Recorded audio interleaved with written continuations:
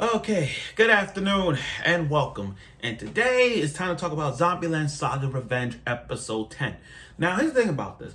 After going through so many episodes of Zombieland Saga Revenge and seeing the rise of Friend Chocho, the rise and fall of Friend Chocho, and seeing how each episode, every zombie girl has a development of their own. And looking back on it, the previous 9 episodes, we've seen a lot of development. That's what the whole thing was, a development towards their revenge. What we got in this episode is the revenge that Friend Chocho needed to bounce back, needed to get. The thing about revenges is that, the thing about getting a revenge is that you gotta build. You have to build up to get revenge on a certain person, on a certain goal. If you fail, you get right back up. That's the type of the revenge.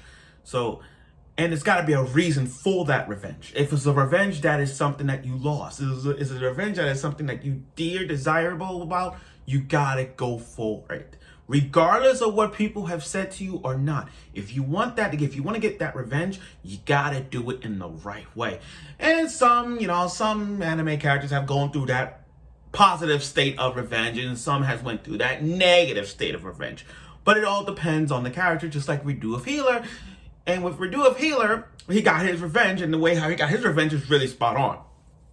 Now, with Zombieland Saga Revenge, their revenge is something like that, spot on. Not counting fan service, but their revenge is so spot on as to what made them fall and rise up to the occasion.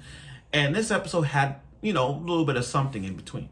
So without further ado, let's talk about it. Zombieland Saga Revenge episode 10. Now, what this episode did, after last week's episode with the best performance, which check it out, with Yugiri being the top favorite zombie idol in my book, we now back to the present. And what they did, they gave us a flashback as to what Friend Chocho fall was, how it all started. And this was like a recap episode. It's not like Promised Neverland. I mean, Promised Neverland fucked up that one in season 2 when they did that 5.5 episode. I'm like, why would you give us a recap episode? We already know what happened. But in this one, this was more like a little bit of a recap because they showed us what made them have to go through so many trials just to make it to the top. And what they did is showing us how their performance was suck, how the manager played a role in this one. And I think Kotaro, for the manager himself, he plays in a big role for them. He has got to go down as one of the best characters, best protagonist or best boy for this year. If there was a Crunchyroll Anime Awards, you got to put him up there for best voice performance as well, because this guy is putting up the best performance ever. I mean, this is the same guy that did Light Yagami from Death Note. This guy is putting up the performance of a lifetime. So props for that. But anyway, the biggest revenge is the revenge that happened a while back. That happened before in EFS. If you guys don't remember, when I was a part of Iron Fur, one of the best units in that era, she had her hand up and get killed by lightning. So, as a result of that, there's finally time to get their revenge and perform on the grandest stage of them all. And just when things get a little crazy, the performance, they fumbled. They fumbled it. They didn't get a lot of attention, and they were in a massive debt. But like I said, I like what they did in this episode because they gave us a little recap of what made them fall, what made Friend Chocho be in the fallout and had to be in a massive debt, and see how they got on jobs. Because like I said, in the first episode of Revenge, we only saw them doing various jobs and they were in a massive debt. And they gave us scenes about their performance or whatnot, but they didn't give us exactly why they were in massive debt. But now they do. And now we get to see how the manager became drunk and how he became the same, how he was back then. It all makes sense. Now, throughout the episodes, Friend Chocho has been rising on top of the charts. From their video show, Lily's performance, everything that the rise of it has been improving it since. And their performance school plays, in the auditorium before. But what I'm trying to say is, throughout every episode, Friend Chocho have been improving up the ante. Like, they've been getting notarized. Like they've been getting like their CDs and all this. They've been up there, rising to the top. But the biggest revenge that they have to do is perform on the stage that they messed up on. And that's the thing about revenge. It's that main thing you want to yearn for the entire life. And that's what the manager is doing. Now that detective, okay, this detective is going down on a level. I don't know what's he doing. I don't know what's the revenge doing. I don't know what's that detective doing. He's getting on my nerve. He wants to destroy French Roach's career because he's like, okay, they're zombies. They are dead. But I know you. You got some way to make them a reality and people will know that they're zombies. What you gonna do then? When he gonna post? When I'm gonna post it. But confidence is key. And with Kotaro, aka manager, they will perform. I guarantee that. He didn't want to go back to the same way he was before. So he's trying to make sure that this performance will go out great. Now, the bartender and the bartender and the manager, it's still mysterious to me. Like, the bartender, he's still immortal. It's cursed. And 12 years ago, they had some kind of connection. The bartender told the manager how to resurrect the zombies. But here's the thing. I think, I don't know why, but something tells me, mysteriously, this is me mysteriously, but I think the bartender is immortal mainly because, I know from the past Saga, but I think he's still immortal because of the zombie idols. You know what I mean? I think it's because the zombie idols that he's still alive. And it's like, if all the zombies were to die, he dies as well. It's some kind of curse that affected him. That's why, something's not right at all.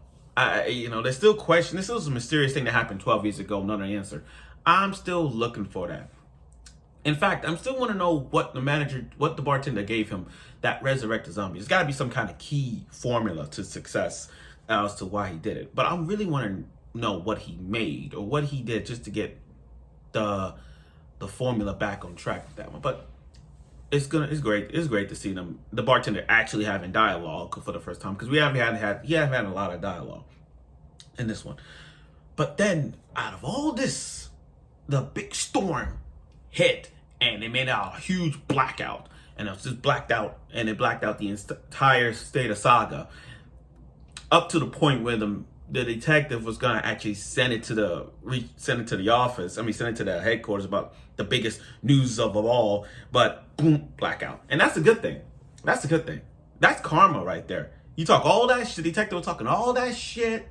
He had proof. He talking all that shit, and then as soon as he was about to send it, beep, went out. And I'm like, that's what you get. That's what you get. But then it causes destruction towards everybody in Saga. I mean, the huge storm not only blacked out the entire competition, the entire Saga era, is also infecting people right now. So what we're gonna get next week is what happens if Saga doesn't have the bright lights, the fancies, the bright stores, and all that stuff.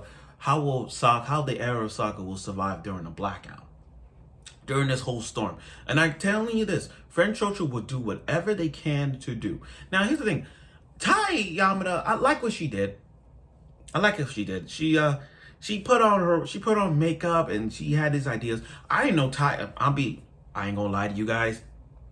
I didn't know Tai had that kind of brain function to have an idea like that. Still to this day, I didn't think Tai Yamada had something in her, because at the beginning she was just a regular zombie, and she couldn't talk, and I always thought like, okay, she's the first experiment because she's the zombie zero, but I don't know nothing about her because we didn't get a lot of information on her yet. All we saw back then was Yamada's grave and the past Saga episode, but again, there was nothing like big and exciting to say, oh, she's good. But the way with Tai having an idea to put on makeup, actual like giving them others thoughts about what to do, not what at the time they were in massive debt. Just putting on the makeup and then go out and do some errands work. It's like she actually has a brain. Not like dumb brain, but she actually like, wow, can't believe she's actually smart. That's my point. But like I said, this episode is going to be the biggest revenge ever for Friend Chocho's career. And this revenge will happen. Even with the blackout, as right now in the saga, I'm telling you right now, the manager and Friend Chocho will do whatever they can to make sure they get a performance, regardless if it's a blackout or not. Because like I said, if they want to be famous, if they want to get their revenge, they have to perform on the grandest stage of EFS, and they will do it either way. But I like where this is now. Overall, I like where the direction of the revenge plot comes in play. You know what we got from basically the entire episodes of Zombieland Saga Revenge is one big revenge plot. Because think about it. From the first episode, we saw them in a massive debt. They're doing various jobs. And they're trying to get Friend Chocho back. And we ask ourselves, okay, where's the revenge? Now that we actually seeing them, Friend Chocho on the rise. And building up their ways to get, to get their revenge back on track. The revenge plot, which is actually getting to perform on the grandest stage and trying to make a name for themselves. That's what they do. So it's like if we were to draw a map overall of Friend Chocho up to this now, the main plot, revenge plot, is not only the massive debt, but also revenge on the grandest stage. And these are the sub-minor plots. Radio performance, perform with Iron Frill, Lily's performance on America's Got Talent, parody edition, Tai Yamano, recover the massive debt. Everything, all those minor plots on the revenge led to the biggest revenge plot. And that's what they did in this episode. So props for them giving us the idea of everything we want to know so far. And like I said, next week is gonna be the episode when they have the blackout. So let's see what Friend Chocho do in their darkest episode next week. I look forward to it, and I hope you will.